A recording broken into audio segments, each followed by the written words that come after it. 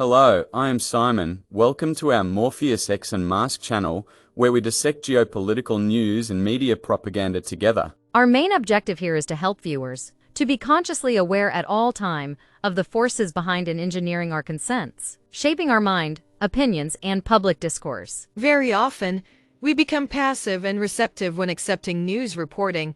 It is mainly because as society, we volunteer that work of facts-finding and facts-checking to our media, whether it is government or corporate-owned. In doing so, not only did we empower these media entities to educate and inform us about our world, but we also have to trust and rely on them to provide us with accurate and honest reporting. Because why shouldn't we trust them to do their job, right? They will never misinform or, worse, disinform us, correct? Edward Bernays, known as the father of public relations, wrote his book in 1928 entitled Propaganda Said. The conscious and intelligent manipulation of the organized habits and opinions of the masses is an important element in democratic society. Those who manipulate this unseen mechanism of society constitute an invisible government, which is the true ruling power of our country. Edward L. Bernays, you're the father of public relations. What led you, more than 60 years ago, to see the need for public relations?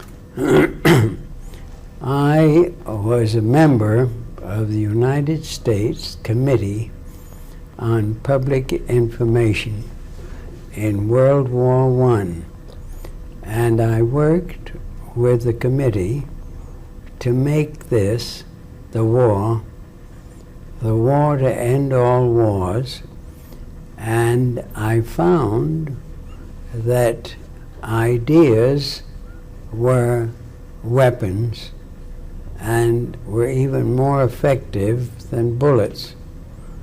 Then, to my surprise, they asked me to go over with Woodrow Wilson to the peace conference.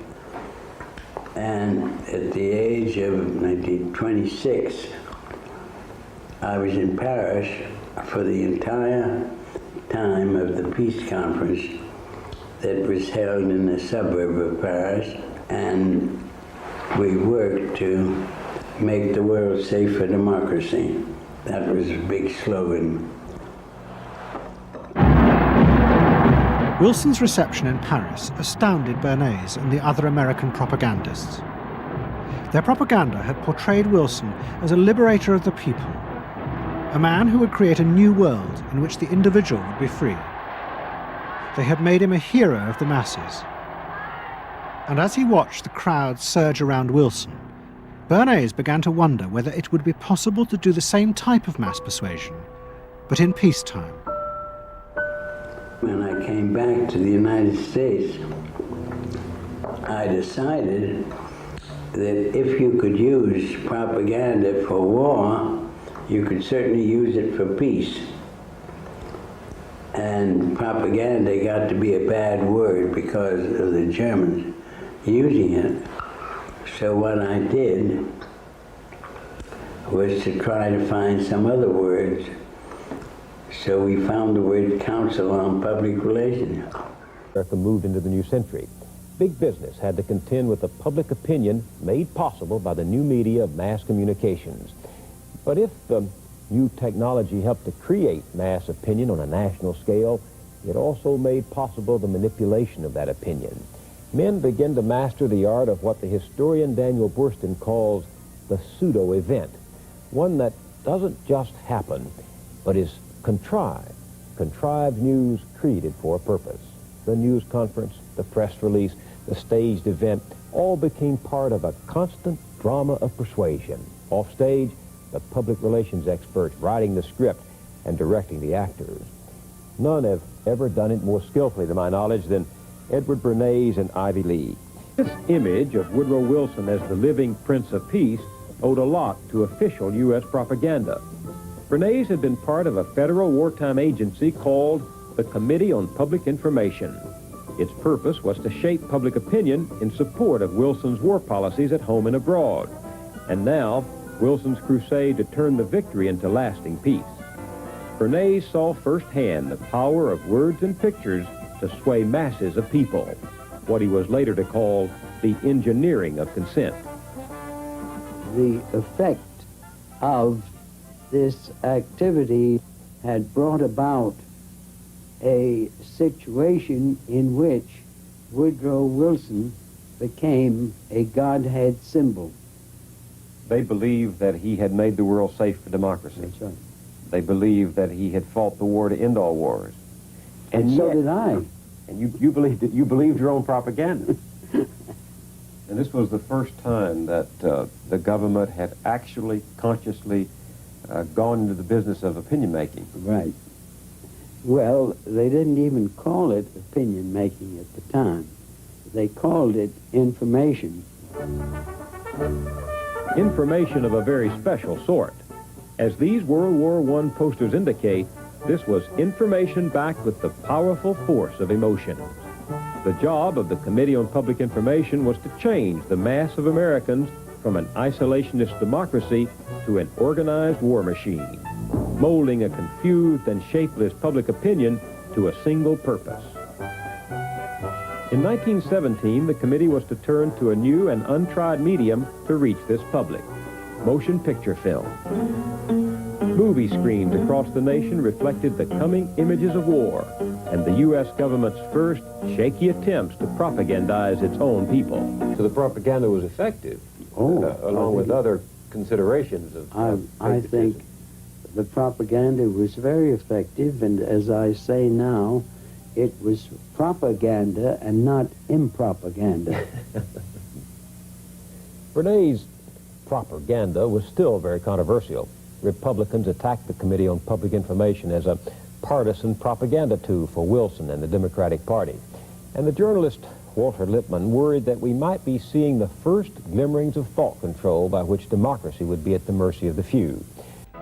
One of Bernays' main clients was the giant United Fruit Company.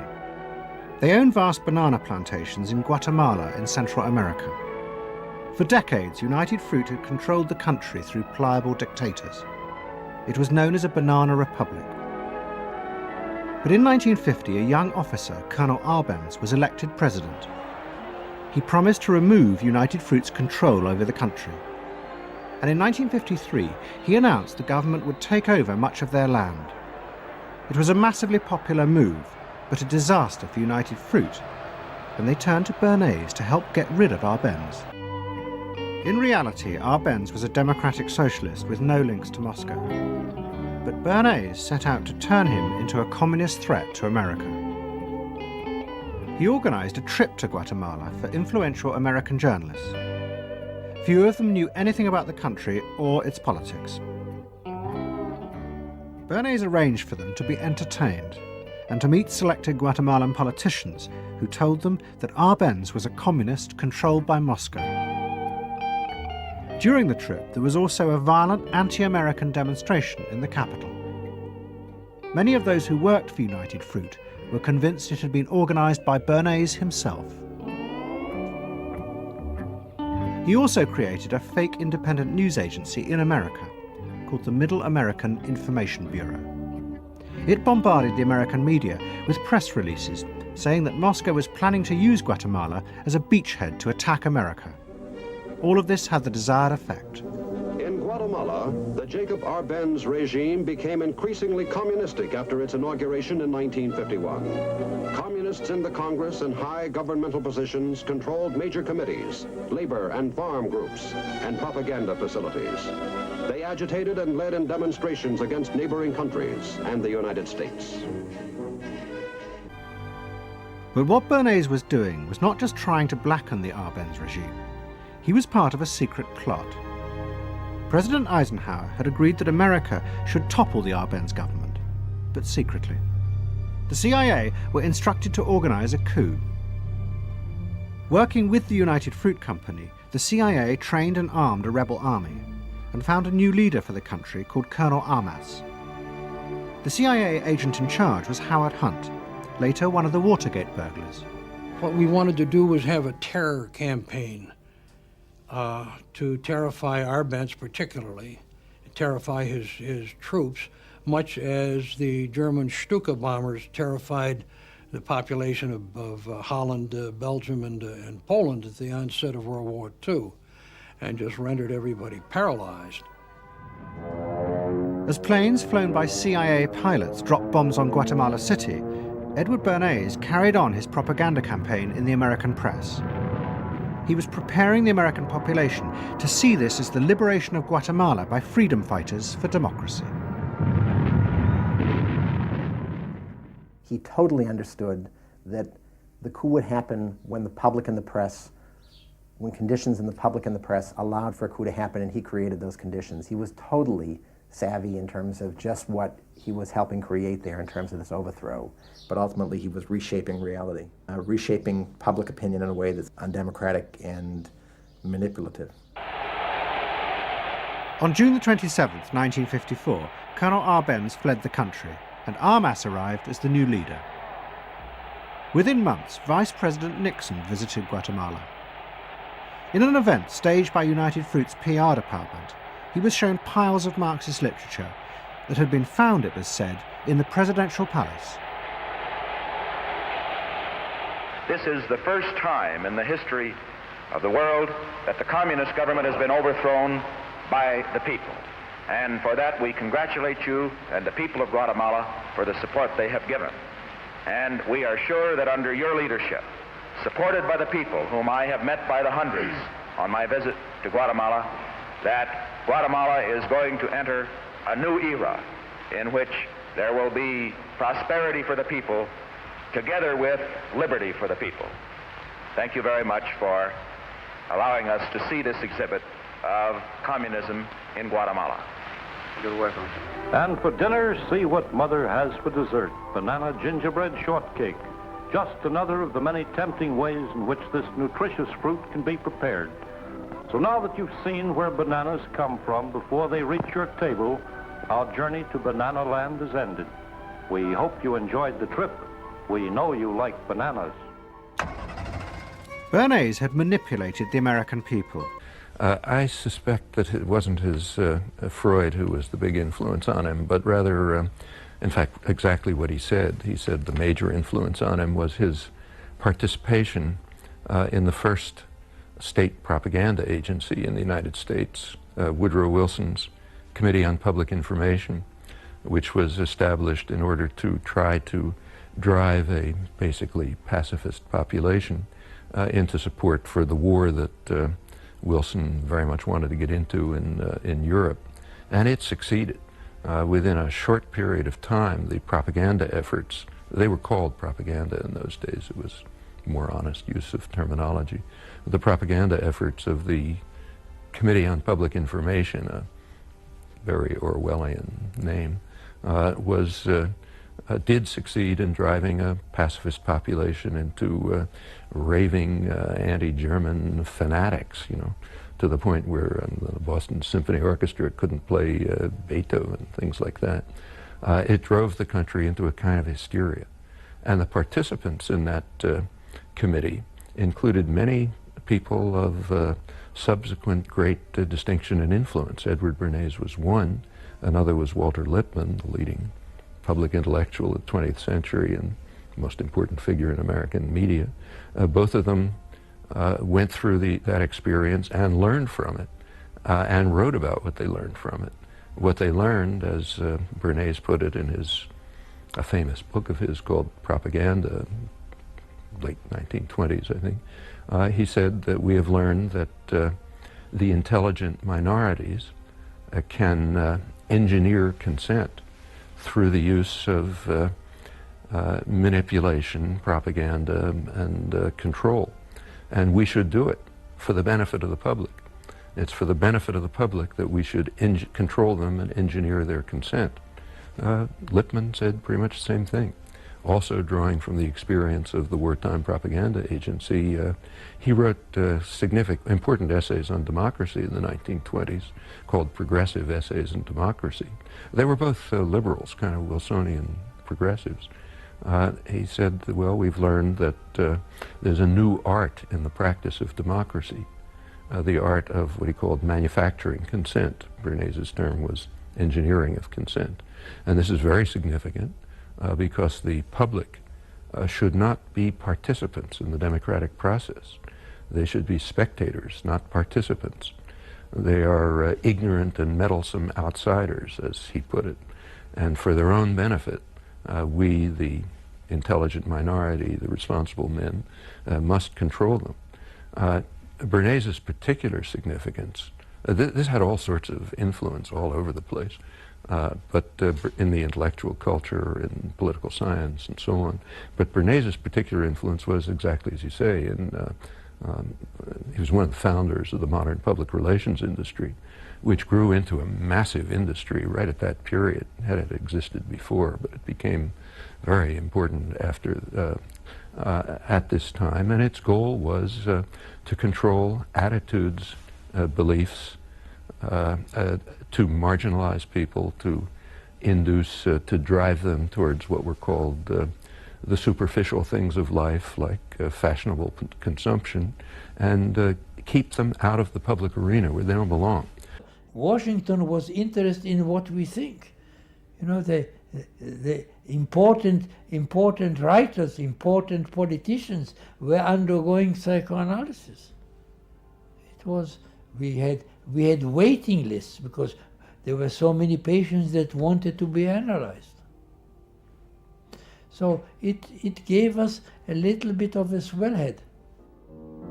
And as the psychoanalysts' ideas took hold in America, a new elite began to emerge in politics, social planning, and in business. What linked this elite was the assumption that the masses were fundamentally irrational. To make a free market democracy like America work, one had to use psychological techniques to control mass irrationality. They actually believed that this elite was necessary because individual citizens were not capable, if left alone, of being democratic citizens. The elite was necessary in order to create the conditions that would produce individuals capable of behaving as a good consumer and also behaving as a democratic citizen. They didn't see their activities as anti-democratic, as undermining the capacity of individual citizens for democracy. Quite the opposite. They understood that they were creating the conditions for democracy's survival and future. Psychologists in the CIA were convinced that this really might be possible, and that they should try to do it themselves. The image of the human being that was being built up at that particular time was that there was a great deal of vulnerability in every human being, and that vulnerability could be manipulated to program somebody to be something that I wanted them to be, and they didn't want to be. That you could manipulate people in such a way that they could be automatons, if you will, for whatever your own purposes were. This was the image that people thought was possible. In the late 50s, the CIA poured millions of dollars into the psychology departments of universities across America. They were secretly funding experiments on how to alter and control the inner drives of human beings. The most notorious of these experiments was run by the head of the American Psychiatric Association, Dr. Ewan Cameron. Like many psychiatrists at that time, Cameron was convinced that inside human beings were dangerous forces which threatened society. But he believed that it was possible not just to control these forces, but actually remove them. He thought that psychiatry should not just concentrate on sick people, mentally ill, but should actually go into government, that politicians should listen to psychiatrists. Psychiatrists should be in every parliament and should direct and monitor political activities, because they knew in a rational, scientific way what was good for people. Cameron had set up a clinic in a hospital in Montreal called the Allen Memorial. It is now long since closed down. Cameron took patients who suffered a wide range of mental problems. His theory was that these resulted from forgotten or repressed memories. But he was impatient with the idea of using psychotherapy to uncover them. Instead, he would simply wipe them. Cameron used drugs, including LSD, and the technique of ECT, electroconvulsive therapy. It was conventionally used at that time to relieve depression. But Cameron was going to use it in a new way, to produce new people. He was really using it to try and change the fundamental function of the individual, to alter their past memories, their past ways of behaving. And as I think he said at one point, it is to just sort of erase everything from their past so that you then had a slate in which you could record new ways of behavior.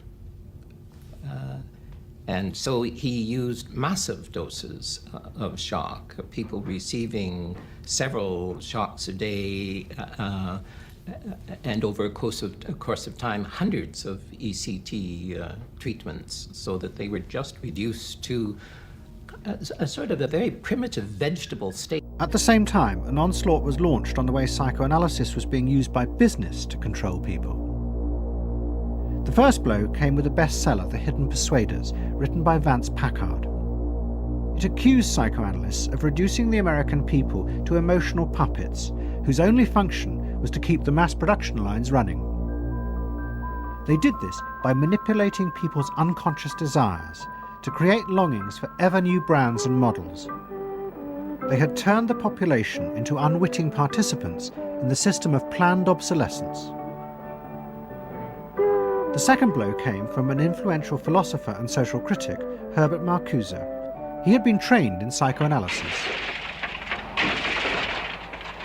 This is a childish application of psychoanalysis, which does not take at all into consideration the very real political systematic waste of resources, of technology and of the productive process. For example, planned obsolescence. For example, the production of innumerable brands and gadgets who are, in the last analysis, all the same. The production of innumerable different marks of automobiles. And this prosperity at the same time, consciously or unconsciously, leads to a kind of schizophrenic existence. I believe that in this society an incredible quantum of aggressiveness and destructiveness is accumulated precisely because of the empty prosperity, which then simply erupts.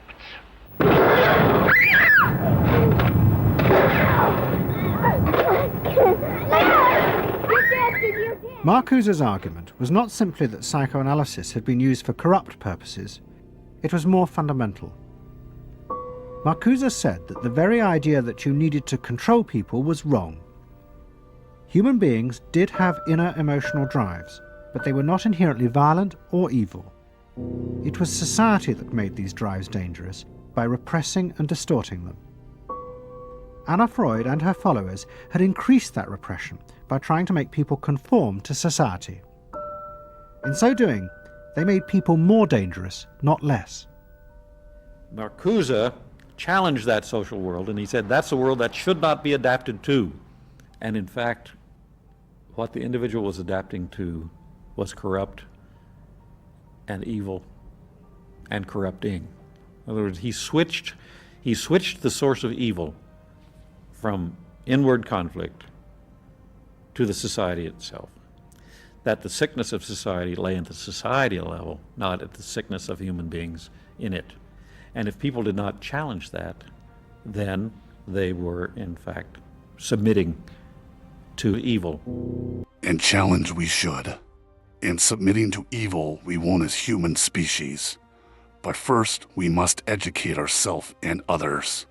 One person at a time, however slow, hard, and heartbreaking it would be, as well as at the same time, against the ongoing upgrading efforts to engineering of our mind and consents.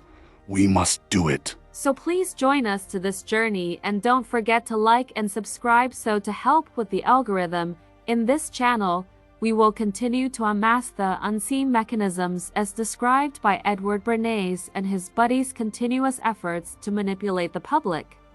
Under such universal deceit, it is necessary to safeguard and defense for our mind, and to provide for ourselves the necessary condition in being objective. When attempting to understand for ourselves the past and current events in the United States and around the world. For far too long, they have succeeded into making the world believes in so many of their slogans, ideologies, narratives, talking points about the world through such ruthless and deceitful propaganda campaigns, tactics, and fake news making. And most people has no clues about that has been happening. Many people has died for these nonsense. Many wars, conflicts, coups, regime change, poverty, human sufferings were caused by these nonsense. We argue it is by design. Why we don't even get to learn or discuss much about this so-called new art of democracy of propaganda at all. If it was such a new art for democracy then, shouldn't we all learn about it at every school today? We always led to believe only their labeled evil countries do propaganda. As Bernays himself said it at the beginning of this video, they changed the term propaganda into public relations to hide the true meaning from public with their new term while already has mastered it. At this point, how can we know that everything that we thought we know about this world from them all these years were not merely a part of their carefully planned propaganda nonsense? Have we really just born into a large religious cult and worshipping it without knowing? These questions we would leave you to reflect it for yourself after this video. And we ended by saying, it is not until when we can fully understand and be vigilant to this ever-ongoing struggle of the attempts and engineering of our consent can we really think freely and critically about anything.